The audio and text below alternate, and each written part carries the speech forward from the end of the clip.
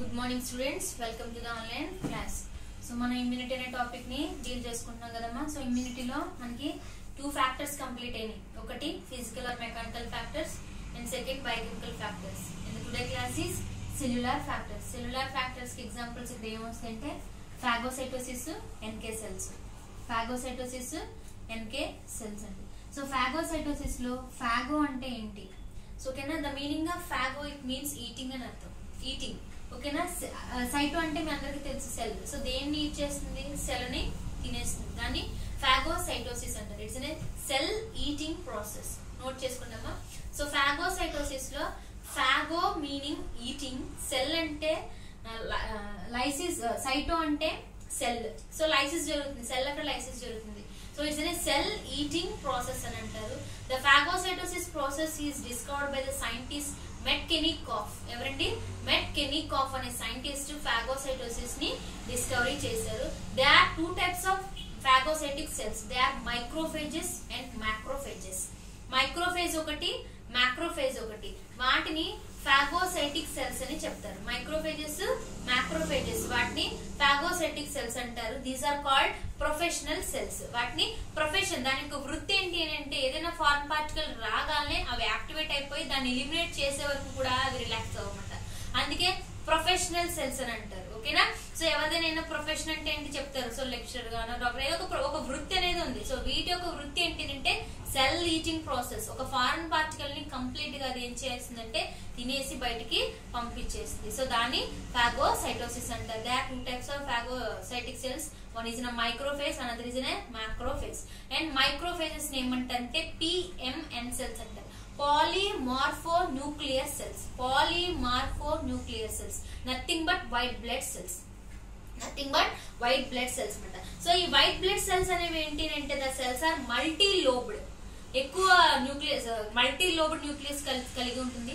Short lived, దాని యొక్క life span కూడా తక్కువ, ఒక 13 days. White blood cells RBC అయితే 120 days, డబ్ల్యూబీసీ సెల్స్ అయితే 12 to 13 days మాత్రమే దాని మెచ్యురేషన్ పీరియడ్ ఉంటుంది అనమాట. So short lived and do not divide, అవి డివిజన్ అనేది చేసుకోవు. సో ఇక్కడ ఇన్వాల్వ్ అయ్యే వైట్ బ్లడ్ సెల్స్ ఏంటి అంటే eosinophils, basophils and neutrophils. Eosinophils, basophils and neutrophils అండి. వాటిని మైక్రోఫేజెస్ అని పిలుస్తారు. సో మైక్రోఫేజెస్ అనేవి ఏంటమ్మా? PMN cells. PMN polymorphonuclear cytes. Polymorphonuclear leucocytes. Nothing but white blood cells. ఆ వైట్ బ్లడ్ సెల్స్ అనేవి ఏంటంటే మల్టీ లోబ్డ్ న్యూక్లియస్ కలిగి ఉంటుంది. Short lived and do not divide, division అనేది జరగదు, తక్కువ సమయం అనేది కలిగి ఉంటుంది అనమాట. And next macrophages. So macrophages are nothing but reticulo endothelial cells అని పిలుస్తారు. Reticulo endothelial cells. సో అసలు మ్యాక్రోఫేజ్ ప్రొడక్షన్ అనేది ఎలాగ జరుగుతుంది అంటే సో ఫస్ట్ ఆఫ్ ఆల్ ప్రోమోనోసైట్స్ కింద ఉంటాయండి. ప్రోమోనోసైట్స్ ఓకేనా. And they turn the monocytes. మన బ్లడ్ లోకి వచ్చినప్పుడు అవి ఎలా మారుతాయంటే మోనోసైట్ కింద మారుతాయి. ఎప్పుడైతే బ్లడ్ నుంచి అవి టిష్యూ దగ్గరికి వెళ్తాయో వాటిని మ్యాక్రోఫేజెస్ అని పిలుస్తారు. ఏమంటారు? Macrophages. They are 2 types of macrophages. Free macrophage, fixed macrophage. Free macrophage, fixed macrophage. Free macrophage కి example alveolar and territorial cavity. And fixed macrophage అనేవి ఎక్కడ ఉంటాయంటే ఆస్టియోబ్లాస్ట్ అంటే బోన్ దగ్గర. ఆస్టియోబ్లాసిస్ అంటారు bone or Kupffer cells, liver cells. Kupffer cells అంటే liver దగ్గర ఉన్న సెల్స్ ని కఫర్ సెల్స్ అంటారు. ఆస్టియోబ్లాస్ట్ సెల్స్ అంటే బోన్ దగ్గర, మన యొక్క బోన్ దగ్గర ఉంటే ఆస్టియోబ్లాసిస్ అంటే బోన్ ఇన్ఫెక్షన్స్ ని ఆస్టియోబ్లాసిస్ అనేది బోన్ ఇన్ఫెక్షన్స్ అంటారు. కఫర్ సెల్స్ అనేవి లివర్ సెల్స్. వాటిని ఫిక్స్డ్ మ్యాక్రోఫేజెస్ అంటారు. ఇది మ్యాక్రోఫేజ్ యొక్క మెచ్యురేషన్. ఫస్ట్ ప్రోమోనోసైట్. సెల్ లో ఉన్నప్పుడు ప్రోమోనోసైట్ కింద ఉంటుంది. Turn monocyte in blood. Blood లోకి రాగాలి మోనోసైట్ అని పిలాలి.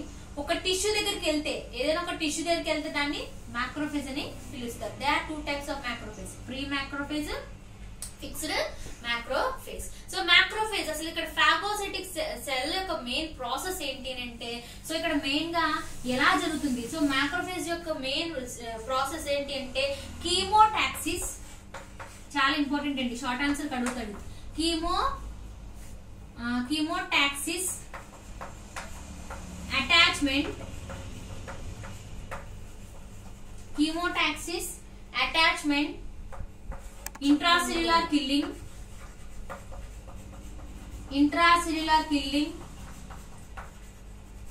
digestion,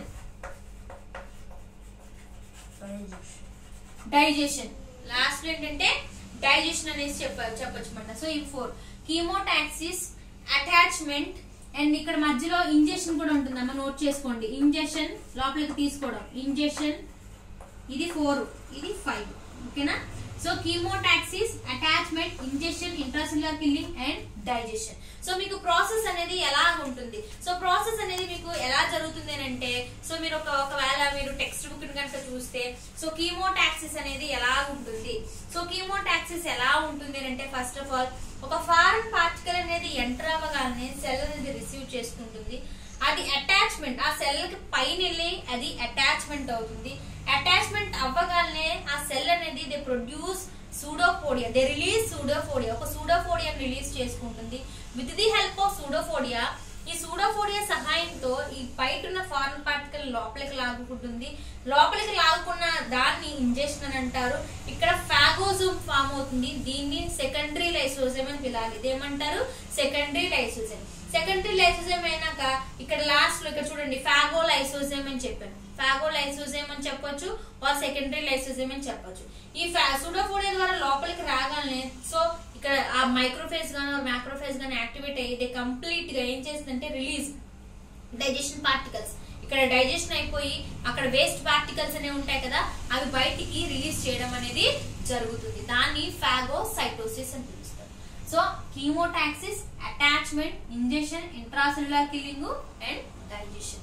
అది సెల్యులర్ ఫ్యాక్టర్స్ లో phagocytosis. Next NK cells, it means natural killer cells. పేరులోనే ఉంది న్యాచురల్ కిల్లర్ సెల్స్ అంటండి. సో న్యాచురల్ కిల్లర్ సెల్స్ అని అంటారు. They having the glycoprotein receptors ఉంటాయమ్మా. సో లార్జ్ గ్రాన్యులర్ లింఫోసైట్స్ ని, గ్రాన్యులోసైట్స్, ఓకేనా?